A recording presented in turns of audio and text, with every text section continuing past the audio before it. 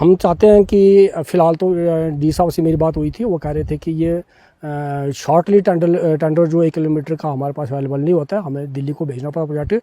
लेकिन जिस हाल से भी जैसे भी हो सके अगर ये कर सके तो इनके लिए कोई इम्पॉसिबल तो नहीं है। लेकिन क्योंकि हम अगर इधर से पर्सनली या कैसे भी करके अगर ये हम टच दे देते हैं तो ज़िम्मेदारों को थोड़ा परेशानी करनी सर बहुत दिक्कत आती है, क्योंकि एक तो ये हमारा रास्ता जो है ये उबड़ खबड़ है ना, तो यहाँ कोई मतलब वैसी कोई रास्ता एक होता है कि जहाँ पक्का पाथ हो या कहीं ऐसा हो, वो भी नहीं है।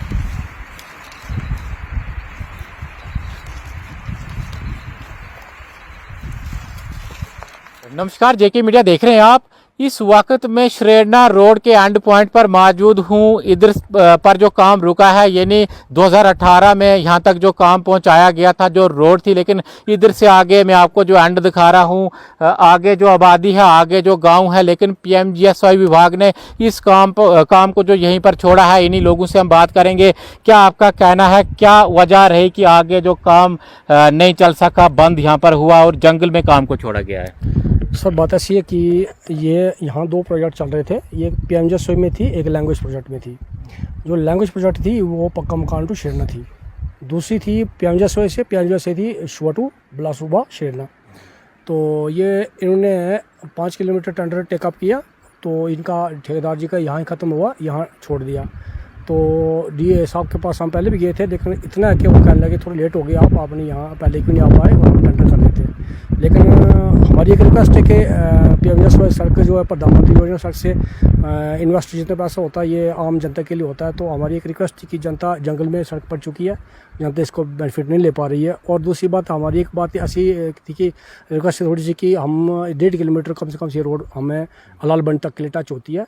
तो अगर यहाँ से ये एरिया अगर टच हो जाए तो हमारी लोकेशन जो आवाजाही चलती रह जाए और 20 किलोमीटर कम से कम हमारा जो फैसला कम हो जाए। क्या कहना है एडमिनिस्ट्रेशन का या डिपार्टमेंट का कि कब तक ये रोड जो खुलेगी, कब तक इसका काम जो लगेगा? हम चाहते हैं कि फ़िलहाल तो डी साहब से मेरी बात हुई थी, वो कह रहे थे कि ये शॉर्टली टेंडर जो 1 किलोमीटर का हमारे पास अवेलेबल नहीं होता है, हमें दिल्ली को भेजना पड़ा प्रोजेक्ट।